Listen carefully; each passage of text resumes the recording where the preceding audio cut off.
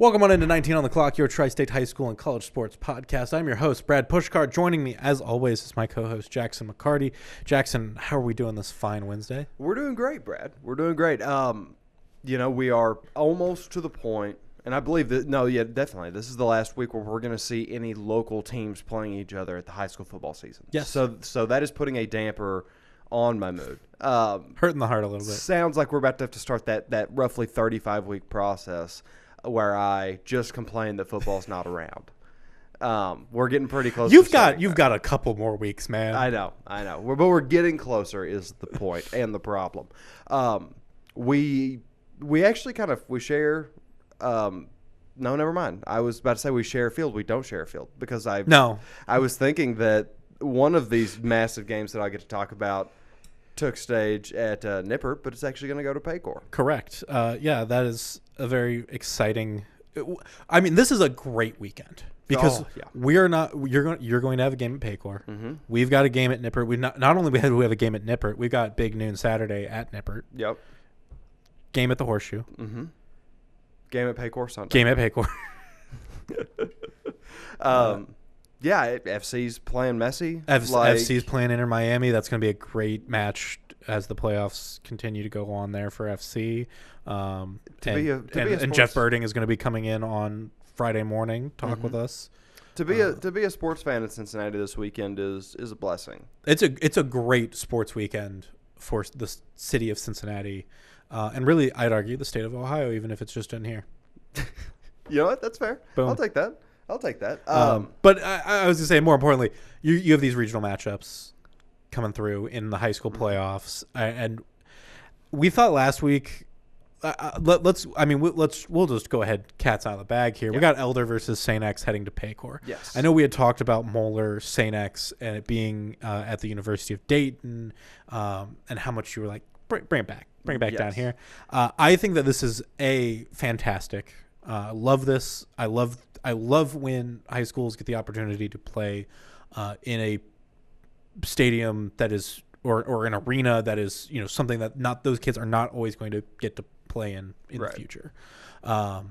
And kind of like last week though, it's like this game's already happened.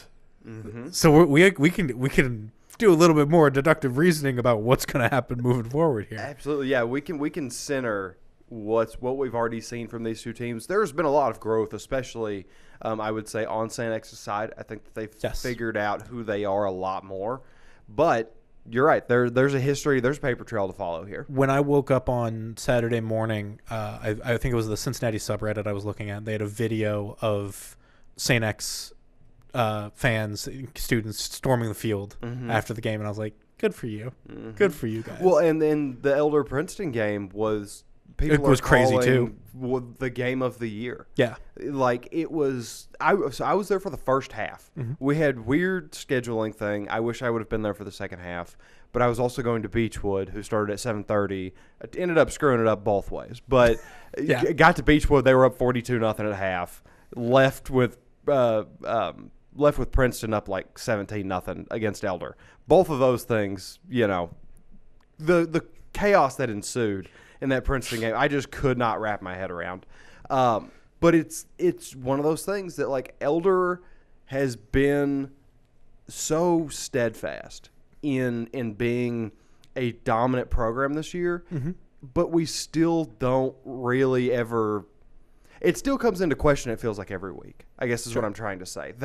Their backs end up to the wall, either during the game, before the game, being like, well, it is still Moeller, when we had those games, and they just continue to defy it. And to be perfectly honest, I did not think St. X would be the team that they'd be standing across from. Mm-hmm. But St. X, also a team that's flown under the radar and just figured themselves out at the perfect time in this season. Did St. X do what you wanted them to win against Moeller, or was it something else? Because, again, I wasn't able to see that game. It was more of a consistent thing. I kind of called a Vollmer takeover. Mm-hmm. 52 yards rushing, 84 yards receiving. Certainly more involved than he was in the first matchup there. Mm-hmm. And I think that led to a lot of it. But to be honest, I think it was just a little bit of Moeller's shortcomings. Okay. I think St. X was just the better performing team in multiple facets, and that just kind of propelled them over. I don't know what got Mueller at the end of the year. I know this is very not, this is very un-Mueller, to be truthful. But the GCL South, man, that became a complete buzzsaw this year, and we got another game for that trend to continue. I was going to say, it says a lot that we've had now 2 GCL South major matchups in the playoffs back-to-back type thing. And LaSalle got put out to Anderson. Yeah. A very possible state champion. Right. There's not a whole lot you can do about that. All right, let's talk about the Bombers real fast, because we've talked more about Elder than St. X this season. Yes. So St. X 9-2, good for third in the South. Crazy. Shouldn't even be possible. They've beat East 42-7 in the playoffs. Crazy way to start your postseason, and then beat Mueller 17-13. Huge. They have 3 players over 300 receiving. That's Alex McClatchy, that's Cam Taylor, and Daniel Vollmer. All McClatchy and Taylor over 400. 3 players over 200 rushing. Still Vollmer, Jackson Frey, and Spencer Stegbauer. Okay. Big things I want to point out from the first game versus Elder. Number 1, Jackson Frey was the offense. There was what I presume, without having the tape, a trick play from Vollmer, a 64-yard pass touchdown. That was the only real offense that was being generated outside of him, right? Frey led the team with 243 passing yards, 11 for 16, so 243 yards, 11 completions. That's over 20-something. Yeah. 22-ish. Yeah, 20-something-ish yards per catch. Didn't have a touchdown through the air, but he didn't throw a pick. He also led the team with 47 rush yards. He can't – that's we've got to have a different rushing leader, that especially above the 50 yards mark. There's a lot that needs to be proven there. There wasn't enough chaos created, truthfully. 1 sack in the game, 7 tackles for loss. I like that number a lot. 0 interceptions, 0 forced fumbles. So a sack is the only, real chaos that was created to the quarterback. They did a good job of getting at the running game. Caden Estep being as multiple as he is, being as dual threat as he provides, that 7 tackles for loss is not just enough. You have to contain him into that pocket. He managed to work his way through a lot in that first game, and I would honestly say this was one of the first games that he showed to me that it's oh no, this is a new player from what we saw last year. And then the last one, 0 points to 3 quarters. That can't happen if you're St. X. That's 0 points on offense? Yes. No, 0 points, period. They put up 0 points on the scoreboard until the fourth quarter. They scored 13. Yes, they scored 13 points.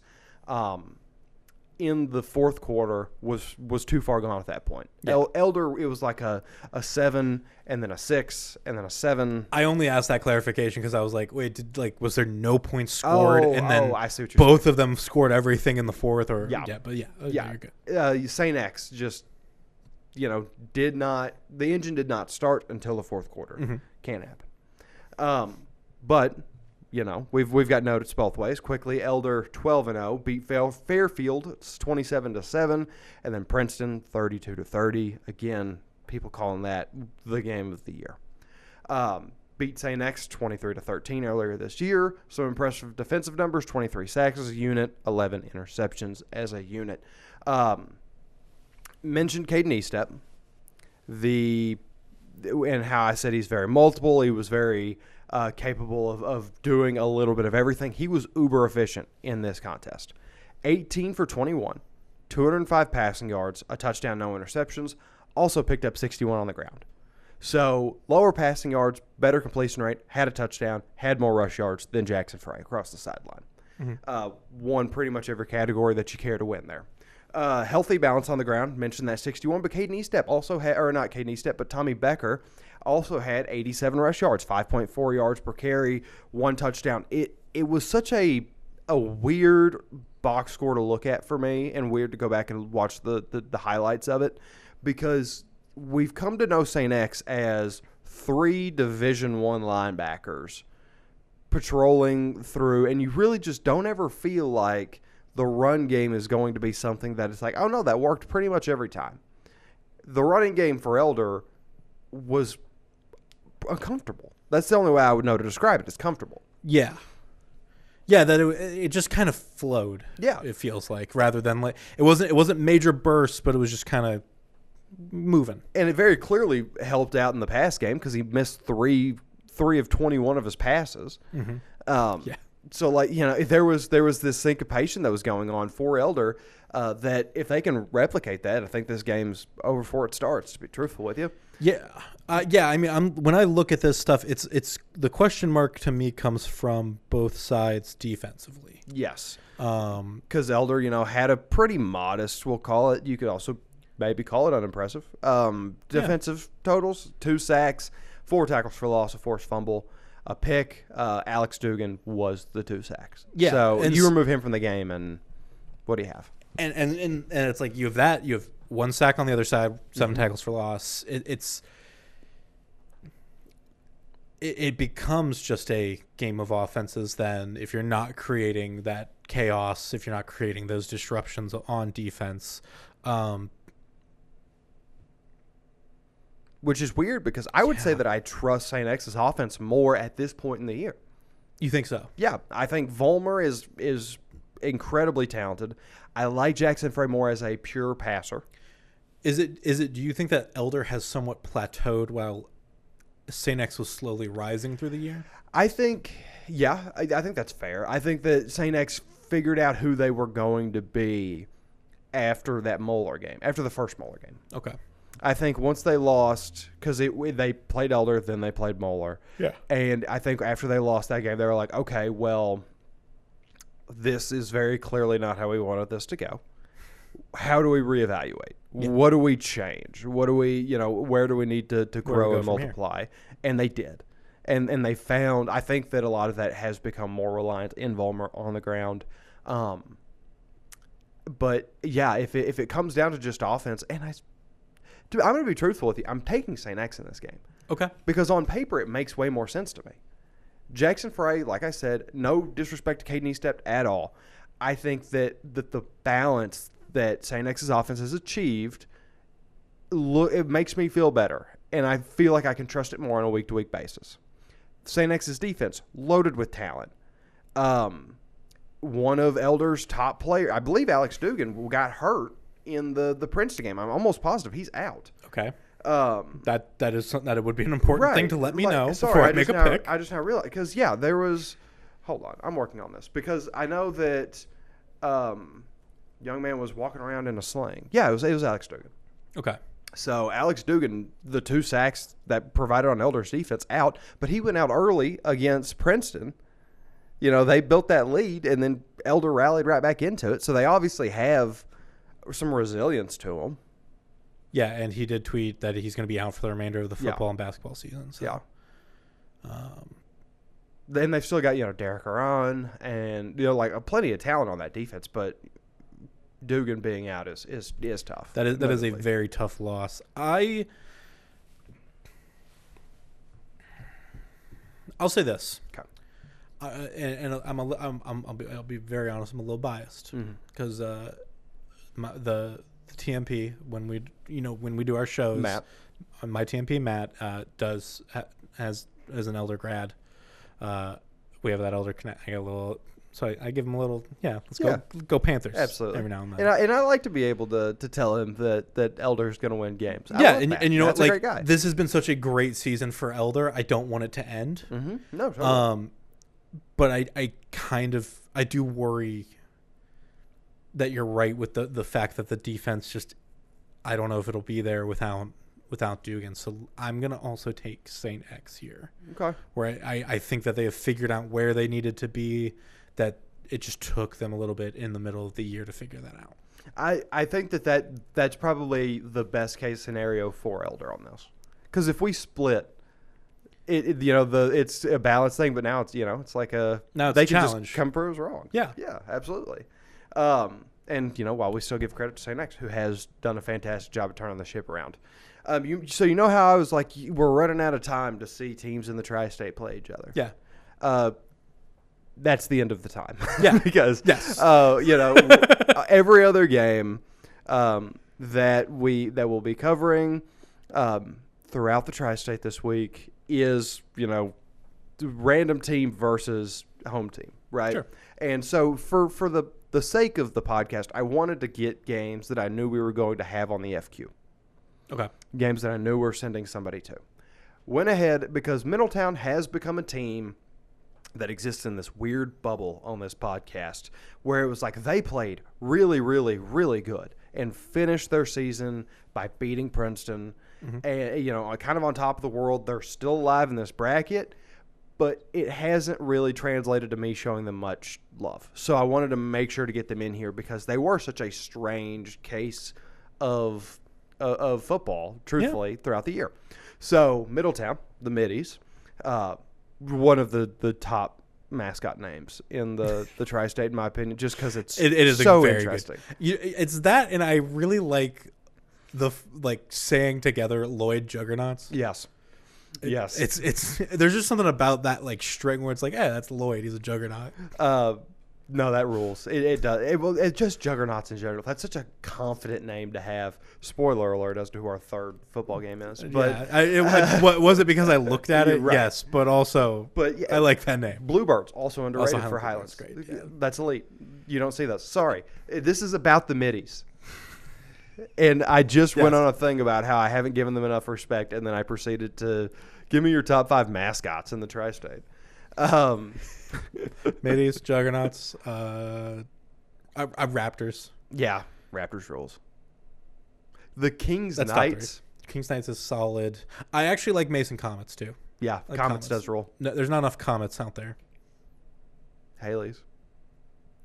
So the Middies beat Lebanon. Yes, the Middies are 10-2 at this point. They beat Lebanon 31-0. They beat Springfield 14-0 in these playoffs thus far. As a team, they have 34 sacks, 9 forced fumbles, 16 interceptions, 3 of those being pick sixes. The defense is where the house of cards is built. Defense is the juice. Absolutely. And they've had a lot of juice this year. They've been on top of the world. So we have a laundry list of names. Yes. I'm not going to read all these stats because, just reading numbers into the void, can't imagine that makes for great listening. And it's hard for me to try to match them up Yes. with the video, but yes. 100%. So Joseph Ward, their quarterback, over 1,100 passing yards, 8 touchdowns, 4 interceptions. Completion rate, but also adds almost 400 rushing yards. And another 6 touchdowns there. Very dual threat, very capable. Half the time he hits every time. Yeah, sure. Well, even more than it's almost 60% of the time it works every time. Yeah. It's almost. Can I say that the name of the cologne? Is that a word? I don't care. We'll move on. It's an Anchorman joke, everybody. Yes, but it's you've fine. seen the movie. Yes, you get it. Go ahead. Demetrian James leads the team. He's their primary rusher. Over 600 rushing yards, 5.8 yards per carry, 6 touchdowns. Ace Cooper, stud receiver. Zamir Reed, stud receiver. Mm-hmm. They, of the 1,100, they have. Wait, hold on. I was about to say your math isn't mathing now that we're looking at this. Yeah, because there's spread out. There's 54 yards missing in your. Because there's quarterbacks that have a random amount. Okay. That's fine. Then. Yeah, because I believe okay. Joseph took over kind of in the middle of the season. Oh, okay. Yeah. Let me just double check though, because I don't want to be just having screwed that up. Okay, yeah. Joseph has 1,100. Justin Bourne had over 600. Julius Reed had over 200. Okay. As a team, they have 2,022 passing yards, and Ace Cooper and Zamir account for more than that, more than half. I mean, so does Ward. Correct. Yeah. So on defense, J.D. Singletary leading the way, 15.5 sacks, 4 forced fumbles, a dude that gets after you, absolutely. 23.5 tackles for loss. The half is. These sites, I don't know what's going on anymore. Oh, it's an assisted tackle, yeah. But still, whatever. Yeah. And then Virgil Coleman leading the way with 5 interceptions. Okay.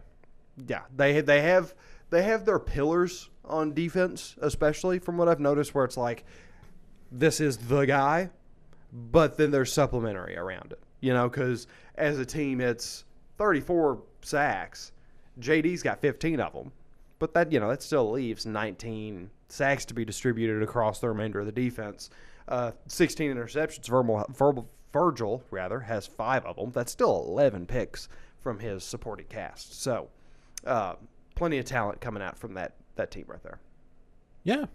Don't really have that many stats available for their opponent, the Wayne Warriors. Mm-hmm. There was 3 games worth of stuff on Max Preps. Did not feel great about that. Okay. Left that. 9-4. Teams they have beat so far: Findlay 34-10, Troy 20-14 in the playoffs. The only game that they have played against a local opponent is Fairfield, whom they beat 31-24 the very first week of the season. Okay. Fairfield, kind of a middle of the pack team in the GMC there. So a team that, if you'll give me half a second, Take your time. I can tell you exactly how much Middletown beat them by. I was saying, I feel like this was one of the teams that was listed by Fairfield. They played Middletown the next week. Yeah. Lost 19-2. Right. Yeah. So if you want to do your football math, there you go. Middletown by 4 or whatever that is. Middletown by 20-something, I think, actually. No, because you would take their differential and then subtract it by Middletown's differential. Oh, Middletown by 10 then. Yeah, there you go. Yeah. Okay. I don't know where 4 came from. I was not looking at the numbers. Yeah, I can tell. Either way, without knowing much about Wayne, Middletown has been a team, maybe the most underrated riser of the football season in Ohio. Yeah. A team that I came on this podcast in the middle of the year and was like, hey, last year Middletown kind of fell apart. I don't really want to put any weight behind them until I know they're not going to do that. They didn't do that. And look where they're at. They got tougher from a rough experience. Especially with guys like J.D. Singletary on that team. It's like, yeah. Yep. Virgil Coleman being able to pull down 5 picks is crazy. Mm-hmm.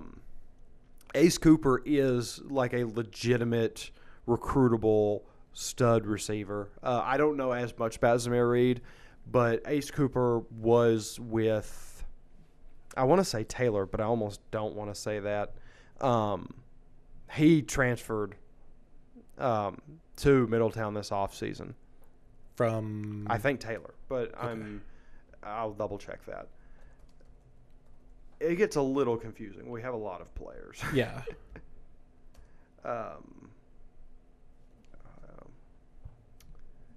Mount Healthy. What am I talking about? Okay. Yeah, that was Because I was going to say he apparently is being recruited by teams like Indiana, Penn State, and Wisconsin, according to 24/7 Sports. Yeah, he's a very, very talented receiver. Yeah. One of the more talented ones in the region. Put him on that Hoosier offense. That's going to be nasty. Mm-hmm. I mean, 19 yards per catch, 6 touchdowns is nutty. Zamir Reed's also doing great, obviously. Right. I think we're both going middies here. Absolutely. Yeah. Absolutely. Well, and that's kind of you almost don't want to even predict the ones where it's local versus non-local, because what do you get out of predicting the non-local? I don't care about being right here. I want to support our local. I want as many state champions as we can have here. That's fair. But, we'll give the middies our vote. Yeah. Go Go middies. Doesn't do any harm. The final game we've got on my side, you said the Juggernauts of Lloyd Memorial High School. They are going up against the Russell Red Devils. Okay. Again. Good mascot name. Yeah, very good. Very good mascot name. Also, Kentucky makes my life way easier in these scenarios because they all submit stats to Beautiful. to Ryhertz. So we actually have a full Everything's accurate. picture to look at here. They are 12-0, Lloyd Memorial. They beat Bath County 48-0. And then they beat Henry County 48-20 in the playoffs. Okay. They love the number 48. I was going to say. 21 sacks, 12 interceptions, 8 forced fumbles. Players that you need to know. I know. It's just a consistent, easy to trust kind of team down there in 3A. The players you need to know. Caleb Evans, their quarterback, over 2,000 passing, 32 touchdowns, 5 interceptions, 71.8% completion rate. Good enough? That's nearly 3 touchdowns a game. Yeah. Oh, yeah. And then there's really without a lot having of to rushing touchdowns that you're going to list off too. And he doesn't even really have to throw for that many yards. No. Because he's only at 2,000. Yeah. That's just how efficient of a team that they are. Lincoln Tomlinson, Avery Conrad, both above 650 rushing yards. Mm-hmm. Pat on the back, all the kudos in the world. Lincoln's got 16 touchdowns. Avery's got 12. Pick your poison. You're going to die either way. Colton Barger, I believe that I'm saying that last name right. 890 receiving yards, 13 touchdowns, 3 interceptions as a defender. Okay. Got some two-way play there. And then LJ Heron, 3 interceptions as well. So the two of them have half the interceptions on the team. Correct. So yeah. Very, very talented group. Again, kind of like Middletown, you feel your cornerstones, you feel good about the foundational, who's where. It is funny. It's almost reverse Middletown to me, where I look at Middletown and like, as good as that offense is, I'm like, you know what, you got some really good defense. Singletary pulls the eyes. Kind of gives it that little bit of edge. This, I'm like, man, what are the offense on the other team's going to outscore you guys? No. No. Well, and as you'll see in these stats here in a minute, it's all just steps below. Mm-hmm. It's very like this one. It do genuinely like not even like, oh no, it's a local team. I want like Lloyd does feel pretty comfortably the winner to me. Yeah. So let's talk about them. Russell, they are 10-2. They beat Carroll County 48-0. That 48 continues to 48 appear. Trend. Bourbon County 14-7 in the playoffs. 4 interceptions as a team, 18 sacks. This is just the stats that were fed into 12DT. Mm-hmm. I suppose I should probably double check and make sure that there was enough games, because I just realized that could absolutely be an issue, because like something tells me that the quarterback who is this? Russell. Sorry, I was thinking Bourbon County, and it messed me up. Well, I'll go ahead and continue on what you got, because you have Jaden Frazier, their quarterback, 1,781 yards. 12 games fed into these stats, so we're good. Okay.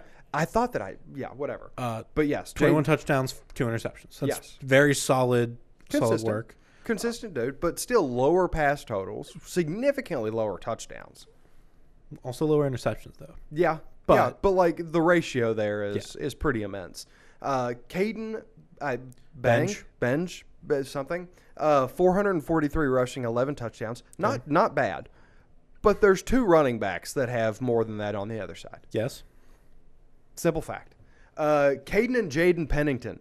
This reminds me of, do you remember how the Morris twins in basketball had like basically the same amount of career points? Yeah. This is that. Yeah. Caden and Jaden. Caden has 447 receiving yards. 77. What did I say? 47? Yeah. Jaden has 475. There you go. Yeah. Both 11 touchdowns. No, I think Caden had 5 and Jaden had 6. Okay. It's very split.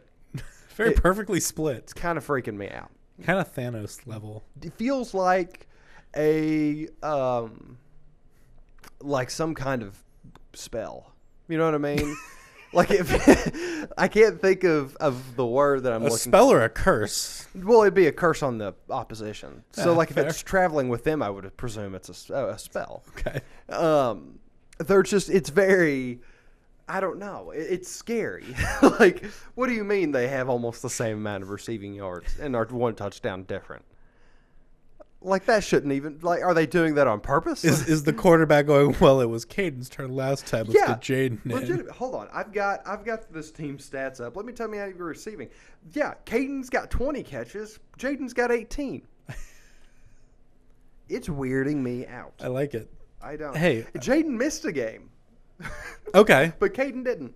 So that's also. So maybe Caden's kind of a fraud because he's only 2 yards up. Yeah. I don't know. Either way, this has baffled me. I have not been this baffled in a long time, I feel. And we'll close out with Grayson Kaiser, who has 4 picks. Who has the 4 picks, which is the team total. I should have saved the Penningtons for the last note. It's okay. Yeah. It was funny when you were like, you got 4 picks on the team. And I was like, well, one guy on the team has 4 picks. Yeah, literally. Literally. It's like, I don't understand how that's possible. They have 7. I'm sorry. I think I put Kaiser's stat line. Now you're making me look like a fool, man. Well, I'm the one that does these notes. I'll be the fool. Don't you worry. Listen, you do the notes late at night. Some things get lost in translation. Yeah, hey, at least you did the notes. Am I right? But Russell seems like a good team. I think there's a case to be made that I would be more concerned if it was any other team that they were playing. Yep. But Lloyd feels like the juggernaut of X-Men lore. And they're just going to keep running. Oh, you were just going to go with... You had to add the X-Men thing in there? Yeah. Okay. Well, you don't... just in case the people don't know. I respect that. Just run through... Yeah, you're going to run through the wall. Oh, yeah. I forgot he does that.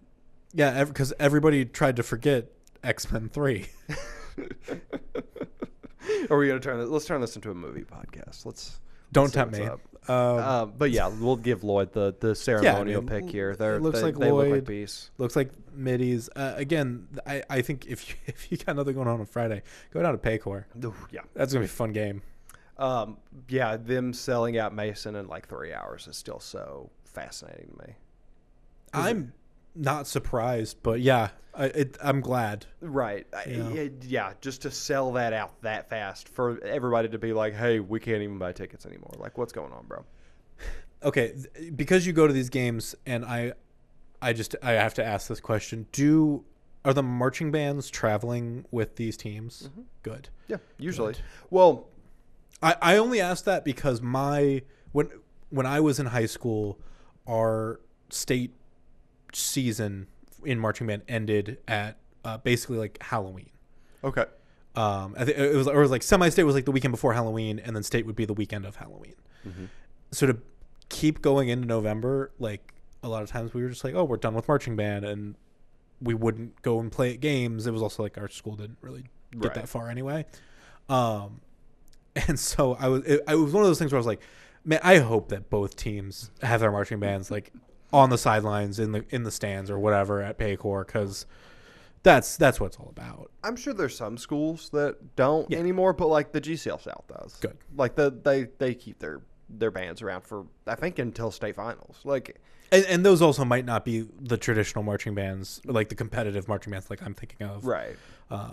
So good. Yeah. Love that for those kids. And you know who else loves it? Chris Gegg. He requests marching bands. Hey, marching band's the heart of the high school sports season. I'll certainly the soundtrack. True. Yeah. That's and also the college sports season.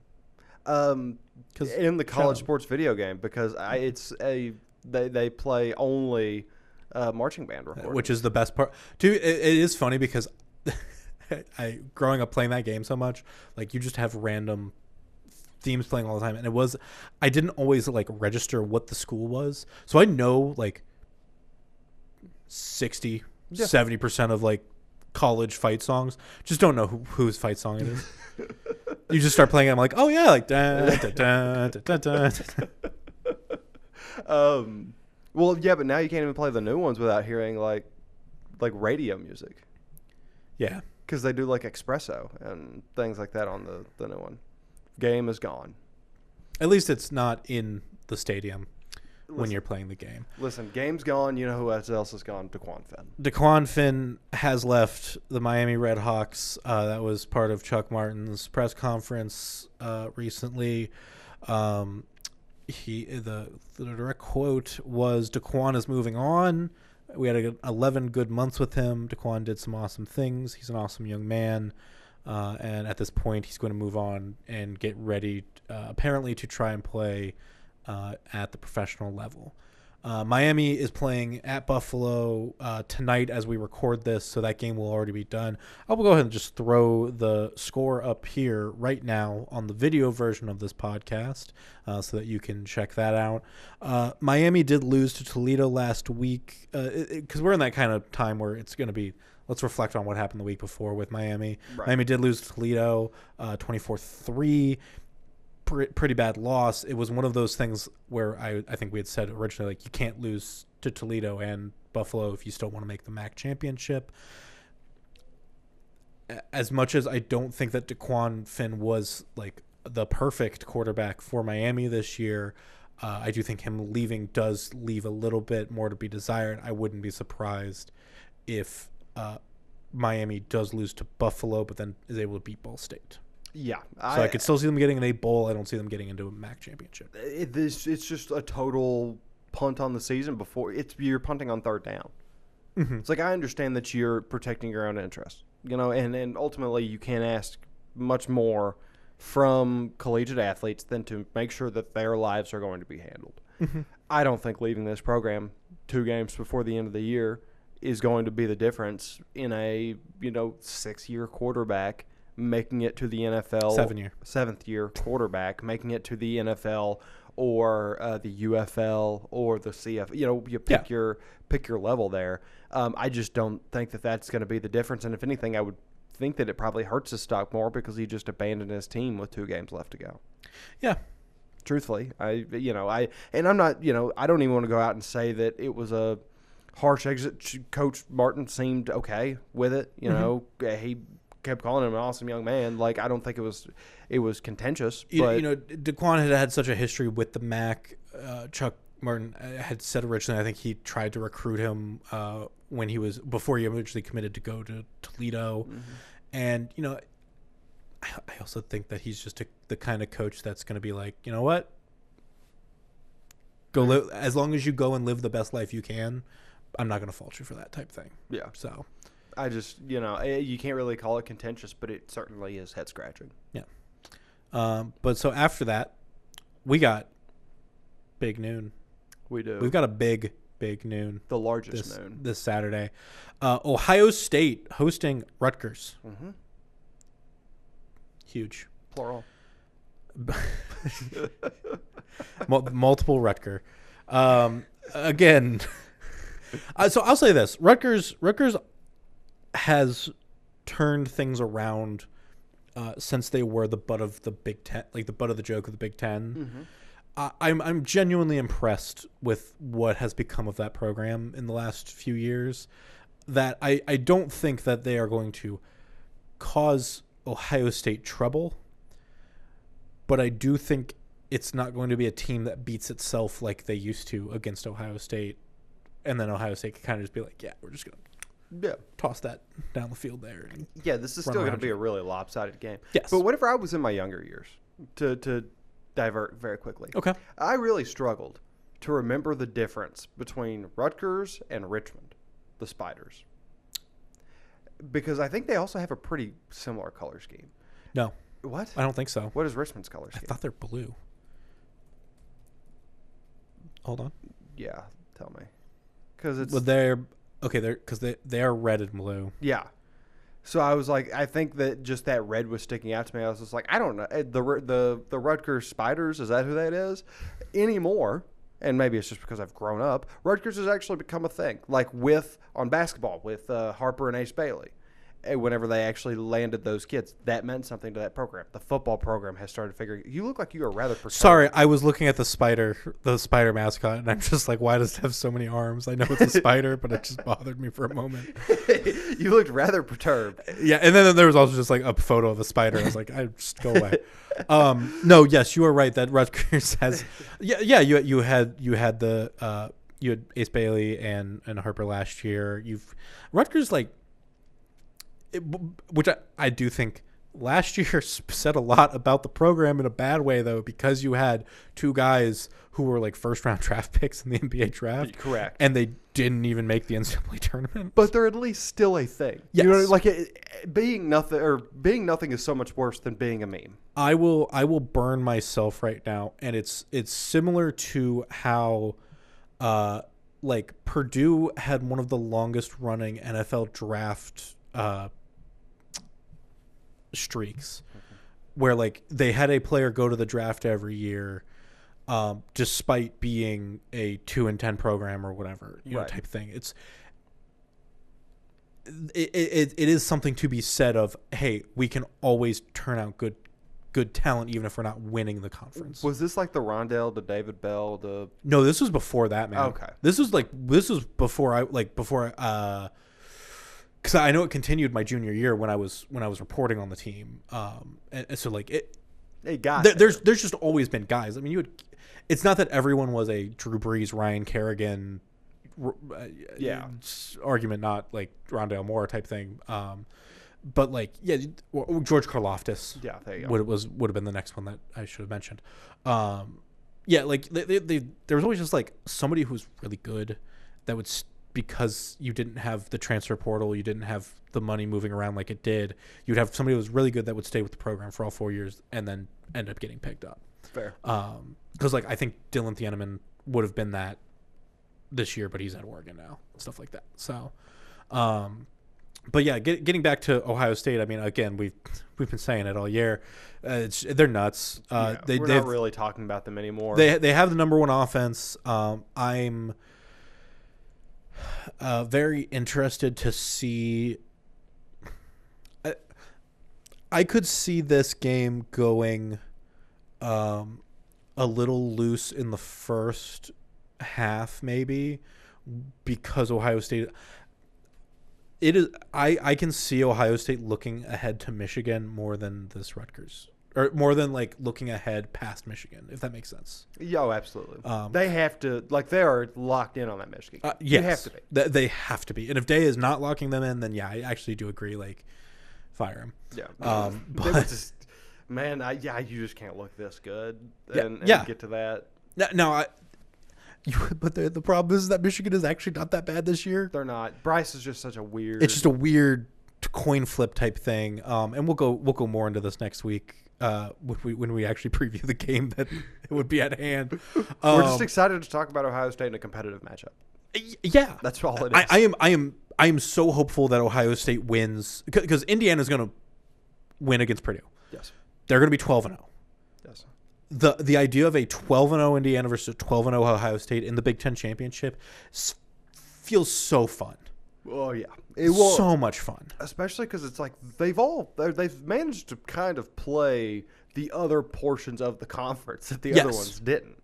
You know what I mean? Like it feels like there was enough differential to where it's like, oh well, this is kind of a test across the board. Well, but it's not, because I don't know if like either of them played Oregon this year. Indiana. Did Indiana? Right. I know Indiana played Illinois. They absolutely both played Penn State. Yeah, Indiana beat Oregon 30-20. Okay. Yeah. Well, it's just one of those things where I'm like, well, there's 18 teams. What do you like? They can't play all of one half, right? But still, like they took the big. Like, do I care if they played Northwestern? No. Yeah. Oh yeah. I'm not. Yeah. Critiquing on that. Because like it's that ongoing thing where everybody looked at Indiana's non-con of Old Dominion, Kennesaw State, Indiana State, and I think rightfully criticized it. Yeah. But it was also something that's been set for years in advance. Mm-hmm. Can't do anything about also, that. Only winning 27-14 against Old Dominion to start the year looks weird now. But then you get a 63-10 win over Illinois. You leave Iowa with a win. I don't care what that score says. That game was not going to be easy.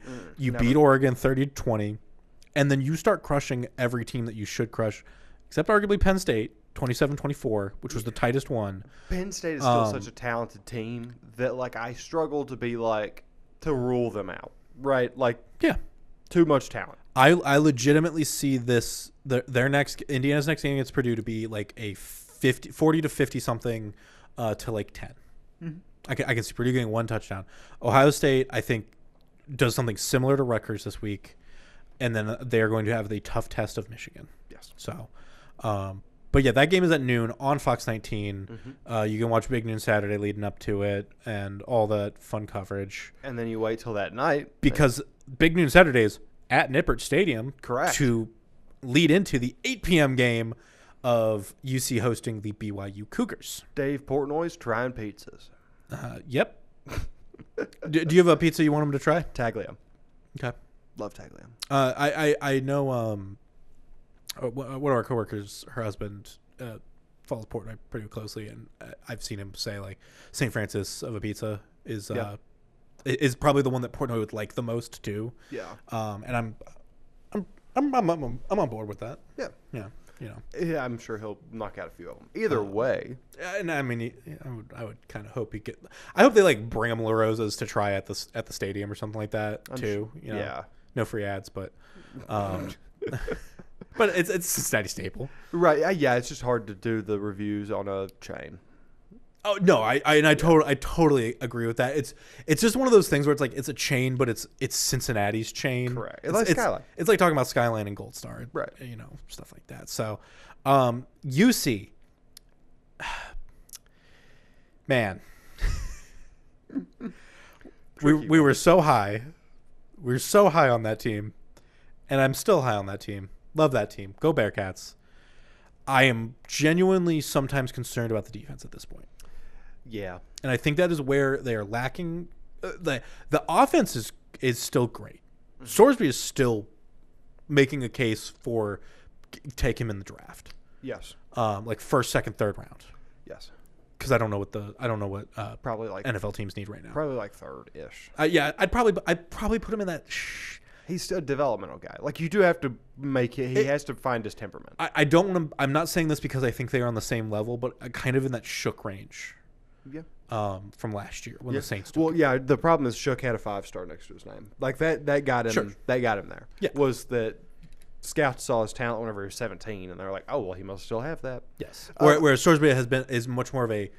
Sorsby's like Penix in a way, where I think you could actually do something similar like the Falcons did, but not do what the Falcons did, and like not sign a quarterback for a multi-year thing and then only plan to use him for 1 year, but like have a 1-year quarterback and be like, hey, we're gonna get this guy ready and train underneath you type of thing. Yeah. I have a question. Go for about it. This. Hypothetically, Bearcats lose this game. Okay. Bearcats lose TCU. Okay. Is Satterfield in hot water? Because that's 2 back-to-back fall-apart years. Last year, everything came to a halt. I think so there is he's in hot water. He's not fired. Okay. Because here's the thing: you're still math on what their thing is. Hold on, I'm sorry. They're still 7-5. They're still 7-5. Thank you. They're still 7-5. So bowl game might go to the Pop-Tart Bowl. Who knows? Why that was the selling point? I love the Pop-Tart Bowl. Listen. No, well, it was funny. Okay, might go. To if you didn't know, the Pop-Tart Bowl announced that they're going to have 2 teams of Pop-Tarts, three representatives each, team swirls, team sprinkles. This is my favorite part of college football. What quantifies as a swirl on a Pop-Tart? I think it's like the wild berry. I would imagine it's like brown sugar cinnamon maybe. Okay. But like the sprinkle, I would imagine is kind of like the strawberries, blueberry. Yeah. Those ones. That one made sense. I just wild berry. I didn't know that they didn't have sprinkles. Pop-Tart swirls. I wonder. Well, no, that's like the 90s. That can't be right. I don't think those are still real. The chocolate fudge ones would be a sprinkle. Yeah, stuff like that. So I'll they haven't really announced any more details than that, but just that it's team swirls and team sprinkles, and they'll have 3 each. I'm glad we got to theorize. And we as Americans get to decide who gets sacrificed to the great beyond. It'll be the largest Pop-Tart sacrifice on a college football field. Is I think how they were promoting it. But like Cincinnati was getting mentioned by like some outlets of like this is a potential spot that Cincinnati can land at now. Yeah. I think like USA Today had that, and so yeah, I mean you lose. Here's the thing. I think losing to BYU is not a case to be fired. I think it's the fact that you lost to Arizona and the fact that you lose to TCU, and it was all part of a 4-game loss streak. Mm-hmm. I don't have a ton of issue though with them losing. It's one of those things where I don't have a ton of issue with them losing to BYU and Utah. It's just like, oh, you're not the top of the Big 12 now. Right, but you also set yourself up in such a distinct way earlier this year that to lose the games, especially in, like, if you lose at 45-14 like you did against Utah, like, I think that does a lot of damage. I actually almost think more it's hot water, but it's support staff. changes. Maybe, but like, But like it would be like that thing where you're like, hey, something's got to change to fix that defense because you got it on offense, you figured that out, right? But we got to change something on defense here. Maybe, and I'm not saying that I think that he would get fired this by any means, but sure. I just am very curious as to how they would try to deal with that. Like, for example, it looks like his buyout on quick Google searches is $15.7 million. Yeah. The 38th most expensive. This was in August of this year. Like, that feels like they're probably not going to touch that. Feels like No, I think they would give it a year. Right. I think, next year, if it's still falling apart on them, you probably have to, go a different direction. Yeah, because UC has shown it can be a competitive program. Yeah. Especially in the Big 12. Like, that's a very winnable conference. Yeah, especially I mean you're gonna run into Tech, Utah, BYU.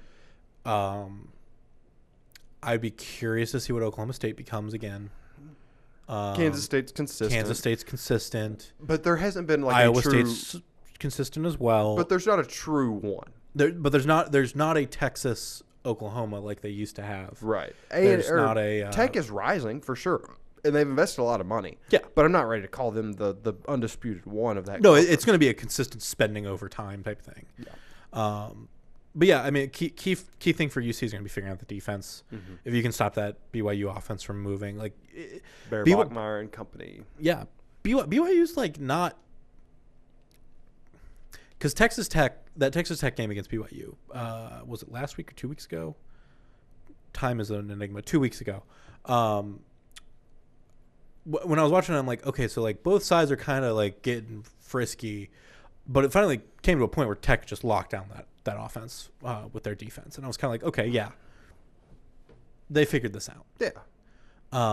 And it could be the case of Cincinnati just needing to add a few more pieces next year, and you really figure out that defense, and then you are competitive like Tech, but you're gonna have to figure out offense on the same side of things as well. Overall, I think that BYU will probably win this game. I know it's the unfortunate. Kalani Sitake just coaches teams to such a high level. You never play a BYU team that's led by Sitake and feel good about what you're doing, even if it's in your own turf and your own stadium. And they've got more to play for right now. Truthfully, like UC at 9-3 is not going to make the conference title. It's not going to make the playoffs. BYU can do both of those things right now. Yep. So, yeah. So, best of luck to the Bearcats. Hope to see a win. Just don't think they will. Right. So, let's look now at what did I write next for it? I think it's that one. Yep. Kentucky at Vanderbilt. That is a 3:30 game. Yes. Man. Vandy's going to win. Yeah, Vandy's going to win. Vandy offense is another one that's just been kind of cooking this season. You could probably make the case that they may slip up a little bit on defense, but I don't know how much Kentucky's going to be able to take advantage of that. Yeah, this, again, could be an overlooked game because Vandy has UT next week, but I still don't think it's going to be enough of an overlooked game to where Vandy actually – like to put it into perspective, Auburn scored 38 points against Vanderbilt. Yeah. Auburn scored 3 points against Kentucky. Yes. Yeah. Something to be noted, and that is a number 14 Vanderbilt. Yes. Type thing. Yeah. Very, very talented team. The only thing that I could really see being their unraveling at this point is if Clark Lee becomes a vocal head coaching candidate elsewhere. Sure. But they're still in the playoff hunt, so I don't think that that's going to really be a thing. I think Lane Kiffin's the only person who really gets that treatment. Yeah. Truthfully. And that's because they know Lane has history of it. Yeah, has history of it and is, not shy at the podium. Yeah, no, and it doesn't stop talking sometimes. Yes. I do think there's a case to be made with Vandy. Because I think the big thing is that Vandy's pass defense is where they actually lack. And again, and as we've kind of said with the Kentucky offense, it's a little bit lacking in the pass game. It's more consistent on the run game. I don't think Cutter is going to cut it. But I do think that you could see something kind of, I guess, frightening to the Doors. An improvement. There's some kind of offensive improvement out of UK that you might not be expecting currently. Because Kentucky against Florida was still kind of nutty. I don't know, like Kentucky's turned things around a little bit in this last part of the season, where I'm like, what is going on there that it finally started clicking, and is it going to click going into this game? I think it's just fighting for Stoops. Like genuinely, I think it's just like hey, coach, we want to keep you. Or it's almost like not worrying about winning and just ending up doing it. Right. Which sometimes that's the big. I mean, they're 5-5. They get one win there in a bowl, which is kind of the thing that I was like, yeah, probably not going to happen this year. But they're hanging on. But they're hanging on. So yeah, I mean, good on the Wildcats. As much I know that we talk about it so flippantly sometimes, and it's just because it's so hard to read them. Well, because they haven't. There's just not been any consistency, or really, to be truthful, that much quality. Like, I understand that Florida win was crazy. Yeah. But, like, that was kind of the signature win. And that was against a team that does not have their head coach. Yes. It's like, I'm not, Yeah. It's hard to really feel that great. Like, Tennessee Tech 42 to 10 last week. It's like, that doesn't mean anything to me. Yeah, it was Auburn into Florida into... I mean, Tennessee Tech. Tennessee Tech still like putting up the numbers. It's like, okay, you've got the gas. You can get there type thing. It's the thing that the Florida and Tennessee Tech game have shown to me. For sure. And finally, let's wrap things up with the ACC. Louisville is heading to SMU, going to the Dallas area because I forget where exactly SMU is in Dallas. Great stadium, very hard to avoid the sun. It's kind of sunken down. It's a very nice spot. I saw UC play there a few years ago. Ooh, there you go. Louisville defense again. It's kind of the opposite case of it's kind of similar case to UC or opposite case UC. Thank you. I was going to say UK and similar case to UK, opposite case to UC. I don't know. They've unraveled late in the year. A little bit. That's I mean, these Louisville games have kind of concerned me. It's they're close games. They're close, but it's like they're just letting something slip away at the end. I mean, like obviously with California going to overtime, I think the fact that you let Clemson win is tough. Kind of hard look. Very, especially when you were 2 weeks ago. You were kind of the forefront of the conference title game. Oh, there was a good argument to be made that you were the best team in the conference. Not the best. 2 weeks ago, I think so. But I think you were positioned to get into the conference championship. It's like one of those things where it's like, yeah, you weren't. I don't think they were the best. I think Miami was still a better team, but they lost to Miami lost to Louisville, and it was like, well, you can't get back right now. Well, and that's what I'm saying. Like they beat them, and Miami was falling apart by that point. So like, it's like I think the argument to be the best was absolutely there. But then all of a sudden you lose by a combined 4 points to two teams that you should have beaten by a combined probably 15. Yep. Especially that Clemson game. Yeah. Losing by one. Like stings. I also respect Cal, but on a talent level, they are not in the same tier. No. So like that needed to be swiftly handled, and it wasn't. Louisville's offense, pass offense, 101st in estimated points added per pass. It's a negative 0.7. Whereas run 0.08, solid, decent. But their defense is what's holding it down. It's a negative 0.18 on passes. So like, good. You're defending that pass game very well. They're holding the rush game. They're 30th in that.